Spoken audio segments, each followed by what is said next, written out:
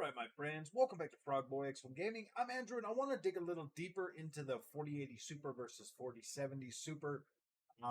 Because I've been talking about that. I bought the 4070 Super Founders Edition. I played around with that card for a while. It was absolutely, probably my favorite. Well, yeah, dude, that was a damn good freaking NVIDIA experience for me. That 4070 Super freaking kicked butt. Now I use that card mainly at 1440p because that's technically the designed resolution for a 4070 Super. Like you buy that card with the expectation that that's going to be a 1440p card. I mean, if you listen to Digital Foundry says it's technically an entry level 4K card. But me, being realistic and everything like I am, I'm like, yeah, this is a 1440p card. Well, now I am. Well, now I'm utilizing. Oh gosh, sorry guys. Now I'm utilizing the 4080 Super, but the 4080 Super I am using that on a 4K display. So I'm using that on my LG C2.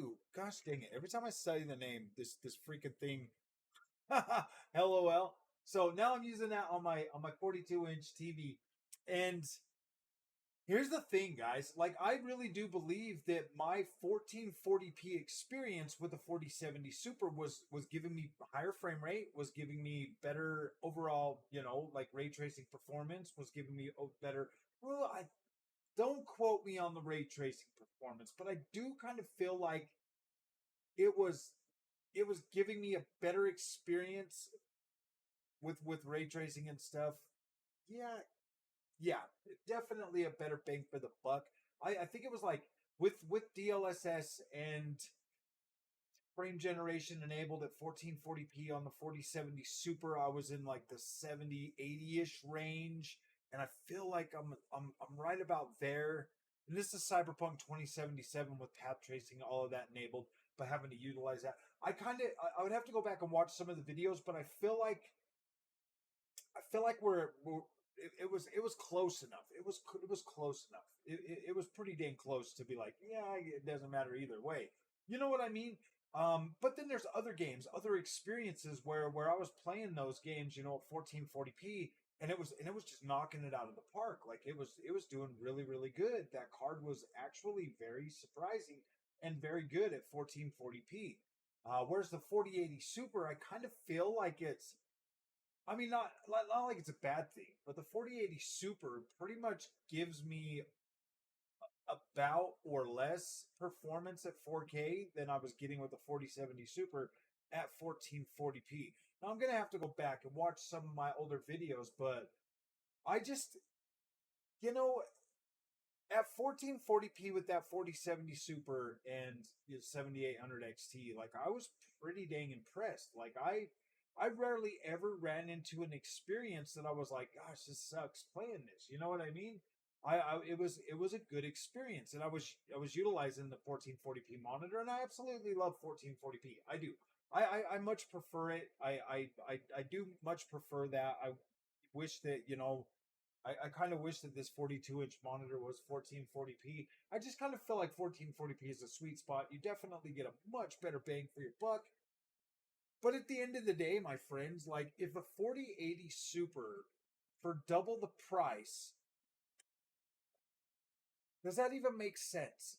Double the price, and then if you use 4K, it because it literally doesn't double the 1440p performance. Like it doesn't double what you're getting with a 4070 Super. Like it doesn't double that. It's hey, it's kind of weird, man. You get like I don't know, maybe like 30% more performance at 1440p, not double, but you're paying double the price. But then you're not even getting you're not you're not getting any kind of lead at 4K with the 4080 Super. You're just not. Like it's I don't know.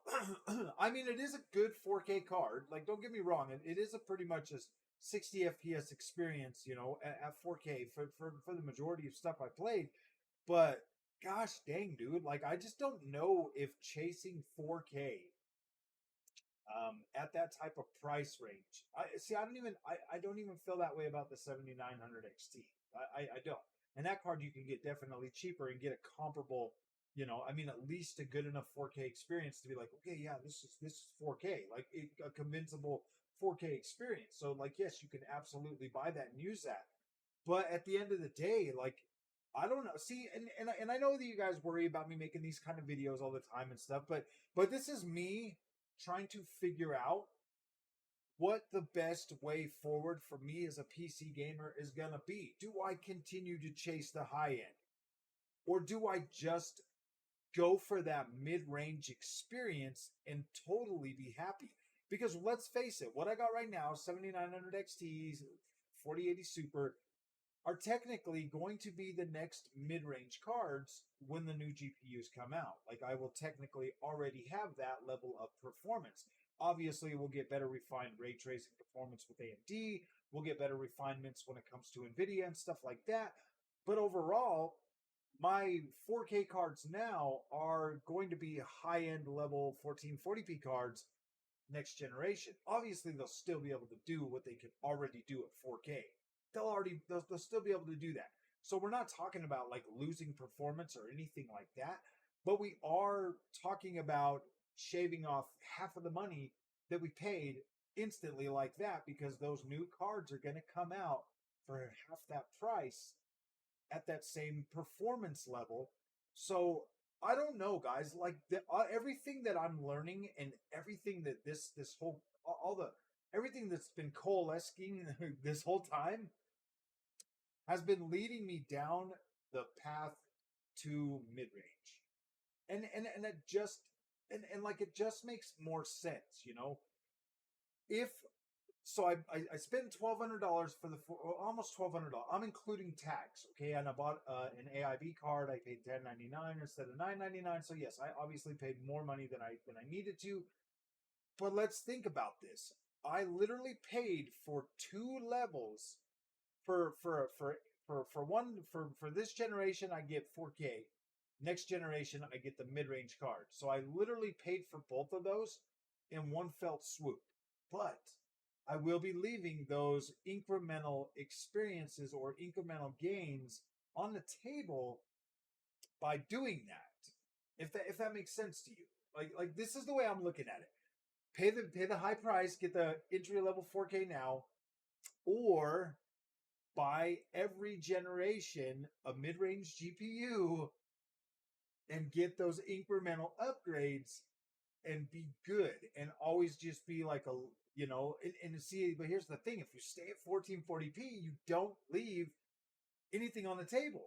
You're getting that full 1440p experience, high refresh rate, ray tracing, all of that stuff. You're getting all of that in your mid-range experience for half the price of what you would pay just to get a higher resolution, or maybe and see, this is weird because it's not even like a 50% increase of power at 1440p. It's more like 30. So you're paying way more money and you're still getting, not necessarily the best, like you are getting significantly better performance at 1440p, but at the same time, you're paying a lot more money for that than you would like you'd save money staying at mid range, and you would be happier. I think, honestly, I think you'd be happier. Unless you just got stupid money and you can just throw it away. I don't have stupid money. I can't just throw it away. Like everything I've put into this channel has literally been to grow this channel. But at the end of the day, guys, and this is the big thing, and this is what you need to ask yourself when buying a GPU, because I know there's always this like, gosh, if I would just spend more, or if I just spent like, because they kind of price these cards that way, guys. They kind of price them to upsell you. They're like, oh yeah, get the $600 4070 Super, or you can just spend $200 more and get 16 gigs of VRAM. They've got these prices. AMD does the same thing. Well, you can get this 7800 XT, or you can spend $50 more and get this, or you can buy the 7900 XT for $900, or you could spend $100 more and get. You see where it's going? It's like they're incrementally getting you to consider buying another level of GPU when you don't really have to do that. You can, and honestly, this is probably the smartest way. This gets you brand new. This gets you brand new GPUs every couple of years. Just stay in the mid range and buy a GPU every generation. Then you get You get everything that you feel like you're missing out on, but you get to enjoy that for 2 years and then put your money out instead of paying all your money and then having to sit back and potentially have FOMO if new features come out on those new GPUs, like they did with the 40 series GPUs from the 30 series GPUs. You risk being left out and you risk wasting a lot of money. Like a lot of people wasted a lot of money on those higher end 3080 cards and those 3090s. They wasted a lot of money that generation on those just to literally get put out the next generation with new features like frame generation and all of the other stuff that came with the new NVIDIA GPUs. Like that sucks, guys. That really does suck. So don't find yourself in that position. Don't let FOMO get to you. And I do kind of feel like mid range is a solid buy. Like I feel like that is the literal best place to buy it. 7800 XT, 800 series XTs. If you're AMD, and then obviously your 70 series cards for Nvidia. Like if you would have bought a 3070 Ti or 3070 Super or something, and then or 3070 Ti, and then you just upgraded this generation to the or 3070, and then this generation you upgraded to 4070 Super. You always wait for the Super model or the Ti or whatever.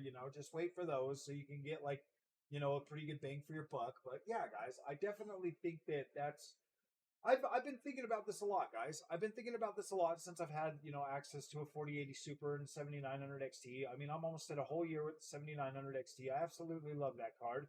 But yeah, guys, I definitely feel like I liked that 7800 XT and 4070 Super. I felt like those were good. Like I was proud of those cards. I was pretty dang happy with those. I was able to do what I wanted to do. The games that I wanted to run at 4K, I could definitely do that, and that was basically sim racing stuff like that. So yeah, guys, at the end of the day, I definitely feel like mid range is probably the way to go. I don't feel like really don't feel like these cards justify that extra price. I don't. So, all right, my friends, if you like this content, don't forget to like and subscribe, and I'll see you in the next one. Unless you buy these cards used after the new ones come out.